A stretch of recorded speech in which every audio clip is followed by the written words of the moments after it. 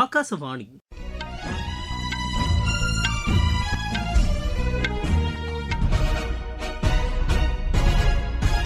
செய்திகள் வாசிப்பவர் கோபிநாத். தலைப்புச் செய்திகள். நமது பாரம்பரிய மருத்துவ முறைகள் உலக அளவில் வரவேற்பை பெற்றுள்ளதாக குடியரசு துணைத் தலைவர் திரு சி.பி. ராதாகிருஷ்ணன் கூறியுள்ளார். தொழில்நுட்ப பயன்பாட்டில் இந்தியா முன்னணியில் உள்ளதாக மத்திய கல்வி அமைச்சர் திரு தர்மேந்திர பிரதான் தெரிவித்துள்ளார். தொலைதூர கிராமங்களுக்கும் மின்வசதி கிடைப்பது உறுதி செய்யப்பட்டுள்ளதாக மத்திய அரசு கூறியுள்ளது. பங்களாதேஷில் நேரிட்ட ரயில் விபத்தில் 12 பேர் உயிரிழந்தனர். போலந்து ஓபன் பேட்மிண்டன் போட்டியில் இந்தியாவின் உன்னதி ஹூடா பட்டம் வென்றார். இனி விரிவான செய்திகள். சுகாதாரமான இந்தியாவை உருவாக்குவதில் இயற்கை மருத்துவமும் யோகாவும் முக்கிய பங்கு வகிப்பதாக குடியரசு துணைத் தலைவர் திரு சி.பி. ராதாகிருஷ்ணன் கூறியுள்ளார்.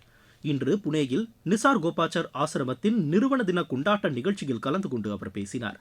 உடல் நலனோடு மனநலனும் சீராக பராமரிக்கப்பட வேண்டியது அவசியம் என்று அவர் குறிப்பிட்டார். இயற்கையோடு இயைந்த வாழ்வியல் முறை இதற்கு உதவிடும் என்றும் அவர் கூறினார். நமது பாரம்பரிய மருத்துவ சிகிச்சை முறைகள் உலக அளவில் வரவேற்பை பெற்றுள்ளதாக அவர் தெரிவித்தார். பிரதமர் திரு நரேந்திர மோடி மேற்கொண்ட நடவடிக்கைகளே இதற்கு காரணம் என்றும் அவர் கூறினார். இந்தியா உலகிற்கு வழங்கிய கொடை யோகா என்றும் திரு சி.பி. ராதாகிருஷ்ணன் தெரிவித்தார். நாடு முழுவதும் சமையல் எரிவாயு விநியோகம் தொடர்ந்து சீராக நடைபெற்று வருவதாக மத்திய அரசு கூறியுள்ளது. பற்றாக்குறை ஏற்பட்டு விடுமோ என்ற அச்சம் காரணமாக செய்யப்படும் முன்பதிவுகள் குறைந்துள்ளதாக மத்திய அரசின் செய்திக்குறிப்பு தெரிவிக்கிறது. வணிக பயன்பாட்டிற்கான சமையல் எரிவாயு ஒதுக்கீட்டை பொறுத்தவரை மருத்துவமனைகளுக்கும் கல்வி நிறுவனங்களுக்கும் முன்னுரிமை கொடுக்கப்பட்டுள்ளதாக அதில் குறிப்பிடப்பட்டுள்ளது. சமையல் எரிவாயுவை பதுக்குவோர் மீது கடும் நடவடிக்கை எடுக்கப்பட்டு வருவதாகவும் தெரிவிக்கப்பட்டுள்ளது. இதேபோல் பெட்ரோல் நிரப்பும் மையங்களும் சீராக செயல்பட்டு வருவதாகவும் மத்திய அரசு அந்த செய்திக்குறிப்பில் தெரிவித்துள்ளது. தொழில்நுட்ப பயன்பாட்டில் இந்தியா முன்னணியில் உள்ளதாக மத்திய கல்வி அமைச்சர் திரு தர்மேந்திர பிரதான் கூறியுள்ளார். இன்று மும்பையில் நிகழ்ச்சி ஒன்றில் பேசிய அவர், நமது தொழில்நுட்பம் உலக அளவில் வரவேற்பை பெற்றுள்ளதாக கூறினார். டிஜிட்டல் பண பரிவர்த்தனையிலும் சுகாதார சேவைகளை வழங்குவதில் நமது தொழில்நுட்பம் உலகின் கவனத்தை ஈர்த்துள்ளதாகவும் அவர் தெரிவித்தார். இதர வளரும் நாடுகள் தொழில்நுட்ப பயன்பாட்டை அதிகரிக்க வேண்டியதன் அவசியத்தையும் திரு தர்மேந்திர பிரதான் வலியுறுத்தினார். நாட்டு மக்கள் அனைவருக்கும் குறைந்த விலையில் மின்சாரம் கிடைக்க வேண்டும் என்பதை உறுதி செய்யும் நோக்கில் மத்திய அரசு செயல்பட்டு வருவதாக மின்துறை அமைச்சர் திரு மனோகர்லால் கூறியுள்ளார். புதுதில்லியில் நடைபெற்ற மின்சாரம் தொடர்பான உச்சிமாநாட்டில் இன்று நிறைவுரையாற்றுகையில் அவர் இவ்வாறு கூறினார். தொலைதூர கிராமங்களுக்கும் மின்வசதி கிடைப்பதை மத்திய அரசு உறுதி செய்துள்ளதாக அவர் தெரிவித்தார். இல்லந்தோறும் சூரிய மின்சக்தி திட்டம் இதில் முக்கிய பங்கு வகிப்பதாகவும் அவர் கூறினார். மின்துறையின் வளர்ச்சியில் புத்தொழில் நிறுவனங்களும் முக்கிய பங்கு வகிக்க வேண்டும் என்றும் திரு மனோகர்லால் கேட்டுக்கொண்டார். குழாய் மூலம் குடிநீர் இணைப்பு 15 கோடிக்கும் மேற்பட்ட ஊரக குடியிருப்பு பகுதிகளுக்கு வழங்கப்பட்டுள்ளதாக மத்திய நீர்வளத்துறை அமைச்சர் திரு சி.ஆர். பாட்டீல் கூறியுள்ளார். உலக தண்ணீர் தினத்தையொட்டி 5 மாநிலங்களில் நடைபெற்ற தண்ணீர் திருவிழாவின் காணொலி வாயிலாக உரையாற்றுகையில் அவர் இவ்வாறு கூறினார். தண்ணீர் சேமிப்பு பணியில் அனைவரும் பங்கேற்க வேண்டியதன் அவசியத்தை அமைச்சர் வலியுறுத்தினார். இந்த நிகழ்ச்சியில் குழாய் மூலம் குடிநீர் இணைப்பு வழங்கும் திட்டத்திற்கான செயல்பாட்டு நெறிமுறைகளையும் திரு சி.ஆர். பாட்டீல் வெளியிட்டார். உத்தராகண்ட், ஒடிஷா, மத்திய பிரதேசம், சத்தீஸ்கர் மற்றும் ஹரியானா மாநிலங்களைச் சேர்ந்தவர்கள் இந்த நிகழ்ச்சியில் பங்கேற்றனர். மேற்கு வங்க சட்டப்பேரவை தேர்தலையொட்டி கண்காணிப்பு நடவடிக்கைகளை தேர்தல் ஆணையம் தீவிரப்படுத்தியுள்ளது. இதன் ஒரு பகுதியாக காவல்துறை உயரதிகாரிகள் காவல் நிலையங்களுக்கு சென்று ஆய்வு மேற்கொண்டு வருகின்றனர். வாக்குச்சாவடிகளுக்கு தேவையான பாதுகாப்பு ஏற்பாடுகள் குறித்து சம்பந்தப்பட்ட காவல் நிலைய அதிகாரிகளிடம் அவர்கள் கேட்டறிந்து வருவதாக எமது செய்தியாளர் தெரிவிக்கிறார். கேரளம் சட்டப்பேரவை தேர்தலில் காங்கிரஸ் தலைமையிலான கூட்டணி வெற்றி பெறும் என்று அக்கட்சியின் பொதுச் செயலாளர் திரு கே.சி. வேணுகோபால் நம்பிக்கை தெரிவித்துள்ளார். இன்று திருவனந்தபுரத்தில் செய்தியாளர்களிடம் பேசிய அவர், ஆளும் இடதுசாரி ஜனநாயக முன்னணி அரசு மக்களின் எதிர்பார்ப்புகளை பூர்த்தி செய்ய தவறிவிட்டதாக கூறினார். கேரளத்தில் மார்க்சிஸ்ட் கம்யூனிஸ்ட் கட்சியைச் சேர்ந்த ஸ்மிதா சுந்தரேசன் பிஜேபியில் இணைந்தார்.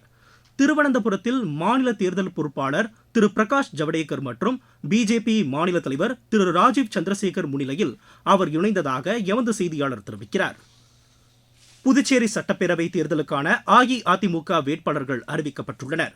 இதன்படி உப்பளம் தொகுதியில் திரு அன்பழகனும், உருளையன்பேட்டை தொகுதியில் திரு காந்தியும் போட்டியிடுவார்கள் என்று அக்கட்சி கூறியுள்ளது. குஜராத் உள்ளாட்சி தேர்தலில் தனித்து போட்டியிடப் போவதாக ஆம் ஆத்மி அறிவித்துள்ளது. அகமதாபாத்தில் செய்தியாளர்களிடம் பேசிய அக்கட்சியின் மாநில தலைவர் திரு யுசுதான் காத்வி எந்தவொரு கூட்டணியிலும் ஆம் ஆத்மி இடம்பெறாது என்றார். இத்தேர்தலுக்கான முதலாவது வேட்பாளர் பட்டியல் விரைவில் வெளியிடப்படும் என்றும் திரு யுசுதான் காத்வி கூறினார். நீங்கள் கேட்டுக்கொண்டிருப்பது ஆகாசவாணியின் செய்தி அறிக்கை. நாத்துக்கு நோட்டு எனக்கு ஒரு டவுட்டு, காசை நீட்டி ஓட்டு கேட்கும் ஆளாக்கு அவுட்டு.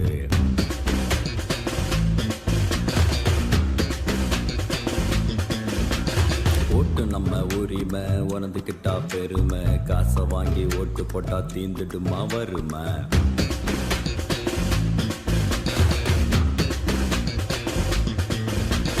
நேர்மைங்க யாரு தேடி தேடி பாரு, உண்மையான தேர்தலுக்கு ரூபாய் எதுக்கு கூறு. மகளிர் மேம்பாட்டிற்கு தமது அரசு கூடுதல் முக்கியத்துவம் அளித்துள்ளதாக உத்தரப்பிரதேச முதலமைச்சர் திரு யோகி ஆதித்யநாத் கூறியுள்ளார். இன்று லக்னோவில் நடைபெற்ற நிகழ்ச்சியில் செவிலியர்களுக்கான பணி நியமன ஆணைகளை வழங்கி அவர் பேசினார். பணி நியமனம் பெற்ற 1228 பேரில் 1097 பேர் பெண்கள் என்றும் அவர் குறிப்பிட்டார். மத்திய மாநில அரசுகள் ஒருங்கிணைந்து செயல்பட்டு வருவதன் காரணமாக உத்தரப்பிரதேசத்தில் சட்டம் ஒழுங்கு சீராக பராமரிக்கப்படுவதாக அவர் தெரிவித்தார். இதன் காரணமாக கூடுதலாக தொழில் முதலீடுகள் அதிகரித்து வருவதாகவும் திரு யோகி ஆதித்யநாத் கூறினார். ஒடிஷாவில் உள்ள அனைத்து ஊரகப் பகுதி குடியிருப்புகளுக்கும் பாதுகாப்பான குடிநீர் வழங்க வேண்டும் என்ற நோக்கில் தமது அரசு செயல்பட்டு வருவதாக அம்மாநில முதலமைச்சர் திரு மோகன் சரண் மாஜி கூறியுள்ளார். சமூக வலைதளத்தில் இதனை தெரிவித்துள்ள அவர், மத்திய அரசின் குழாய் மூலம் குடிநீர் இணைப்பு வழங்கும் திட்டத்தின் கீழ் இதற்கான நடவடிக்கைகள் மேற்கொள்ளப்பட்டிருப்பதாக குறிப்பிட்டுள்ளார். வேளாண் பாசனத்திற்கும் தடையின்றி தண்ணீர் கிடைப்பதை உறுதி செய்வதற்காக பல்வேறு நடவடிக்கைகள் மேற்கொள்ளப்பட்டிருப்பதாகவும் திரு மோகன் சரண் மாஜி தெரிவித்துள்ளார். தில்லியில் குற்றச்செயல்களை தடுக்கும் நோக்கில் காவல்துறையினர் மேற்கொண்ட நடவடிக்கைகளில் 60க்கும் மேற்பட்டோர் கைது செய்யப்பட்டுள்ளனர். 44 குழுக்கள் 79 இடங்களில் கடந்த 4 நாட்களாக சோதனை மேற்கொண்டதில் பல்வேறு குற்றச்செயல்களில் தொடர்புடையவர்கள் கைது செய்யப்பட்டிருப்பதாக தில்லி காவல்துறையின் செய்திக்குறிப்பு தெரிவிக்கிறது. இந்த சோதனைகளின் போது ஆயுதங்களும் பறிமுதல் செய்யப்பட்டிருப்பதாக அதில் குறிப்பிடப்பட்டுள்ளது. பங்களாதேஷில் நேரிட்ட ரயில் விபத்தில் 12 பேர் உயிரிழந்தனர். டாக்கா சட்டோகிராம் இடையேயான நெடுஞ்சாலை பகுதியில் உள்ள லெவல் கிராசிங்கை கடக்க முயன்ற பேருந்து மீது ரயில் மோதியதில் இந்த விபத்து நேரிட்டதாக அந்நாட்டு காவல்துறையினர் தெரிவித்தனர். இதன் காரணமாக இந்த வழித்தடத்தில் ரயில் போக்குவரத்து 3 மணி நேரத்திற்கு ரத்து செய்யப்பட்டது. இந்த விபத்தில் உயிரிழந்தவர்களின் குடும்பத்தினருக்கு நிவாரண உதவித் தொகையையும் பங்களாதேஷ் அரசு அறிவித்துள்ளது. துருக்கியில் இயற்கை எரிவாயு கசிவு காரணமாக ஏற்பட்ட விபத்தில் 2 கட்டிடங்கள் முற்றிலும் சேதமடைந்தன. இஸ்தான்புல்லில் உள்ள ஃபதி மாவட்டத்தில் இந்த விபத்து நேரிட்டதாகவும் பாதிக்கப்பட்ட பகுதியில் மீட்புப் பணிகள் முழுவீச்சில் மேற்கொள்ளப்பட்டு வருவதாகவும் அந்நாட்டு அரசு கூறியுள்ளது. இடிபாடுகளுக்கு இடையே சிக்கிய 7 பேர் பாதுகாப்பாக மீட்கப்பட்டு அருகில் உள்ள மருத்துவமனையில் அனுமதிக்கப்பட்டுள்ளதாகவும் அவர்களின் உடல்நிலை சீராக இருப்பதாகவும் துருக்கி அரசின் செய்திக்குறிப்பு தெரிவிக்கிறது. போலந்து ஓபன் பேட்மிண்டன் போட்டியில் இந்தியாவின் உன்னதி ஹூடா பட்டம் வென்றார். மகளிர் ஒற்றையர் பிரிவு இறுதியாட்டத்தில் அவர் 10-21, 21-15, 21-8 என்ற செட் கணக்கில் யுக்ரைனின் போலினா புரோவாவை வென்றார். பில்லி ஜீன் கிங் கோப்பை டென்னிஸ் போட்டியில் பங்கேற்பதற்கான இந்திய மகளிர் அணி அறிவிக்கப்பட்டுள்ளது. சகஜா யமதப்பள்ளி, அங்கிதா ரெய்னா உட்பட 5 பேர் இதில் இடம்பெற்றுள்ளனர். ஆசியா ஓசியானா பிரிவுக்கான இப்போட்டி புதுதில்லியில் அடுத்த மாதம் 7ஆம் தேதி தொடங்கி 11ஆம் தேதி வரை நடைபெறவுள்ளது. தாய்வானில் நடைபெற்ற சர்வதேச போல் வால்ட் போட்டியில் இந்தியா 2 வெண்கலப் பதக்கங்களை வென்றது. ஆடவர் பிரிவில் தேவ்குமார் மீனாவும் மகளிர் பிரிவில் நிதிகா ஆக்ரேவும் இப்பதக்கங்களை வென்றனர். ஸ்பெயின் பாரா பேட்மிண்டன் போட்டியில் இந்தியா 5 தங்கம் 4 வெள்ளிப்பதக்கம் வென்றது. மகளிர் ஒற்றையர் பிரிவில் மனிஷா ராம்தாஸ் தங்கப்பதக்கத்தையும் துளசிமதி முருகேசன் வெள்ளிப்பதக்கத்தையும் வென்றனர். ஆடவர் ஒற்றையர் பிரிவுகளில் சுகந்த் கடம், பிரமோத் பகத் தங்கப்பதக்கத்தையும், நிதேஷ்குமார் மற்றும் ரகுபதி வெள்ளிப்பதக்கத்தையும் வென்றனர். கலப்பு இரட்டையர் பிரிவில் பிரமோத் பகத், மனிஷா ராம்தாஸ் இணை தங்கப்பதக்கம் வென்றது. ஆடவர் இரட்டையர் பிரிவில் நிதேஷ், ரகுபதி இணை தங்கப்பதக்கத்தையும், சுகந்த் கடம், பிரமோத் பகத் இணை வெள்ளிப்பதக்கத்தையும் வென்றன. மீண்டும் தலைப்புச் செய்திகள். நமது பாரம்பரிய மருத்துவ முறைகள் உலக அளவில் வரவேற்பை பெற்றுள்ளதாக குடியரசு துணைத் தலைவர் திரு CP ராதாகிருஷ்ணன் கூறியுள்ளார். தொழில்நுட்ப பயன்பாட்டில் இந்தியா முன்னணியில் உள்ளதாக மத்திய கல்வி அமைச்சர் திரு தர்மேந்திர பிரதான் தெரிவித்துள்ளார். தொலைதூர கிராமங்களுக்கும் மின்வசதி கிடைப்பது உறுதி செய்யப்பட்டுள்ளதாக மத்திய அரசு கூறியுள்ளது. பங்களாதேஷில் நேரிட்ட ரயில் விபத்தில் 12 பேர் உயிரிழந்தனர். போலந்து ஓபன் பேட்மிண்டன் போட்டியில் இந்தியாவின் உன்னதி ஹூடா பட்டம் வென்றார். இத்துடன் இந்த செய்தி அறிக்கை நிறைவு பெறுகிறது.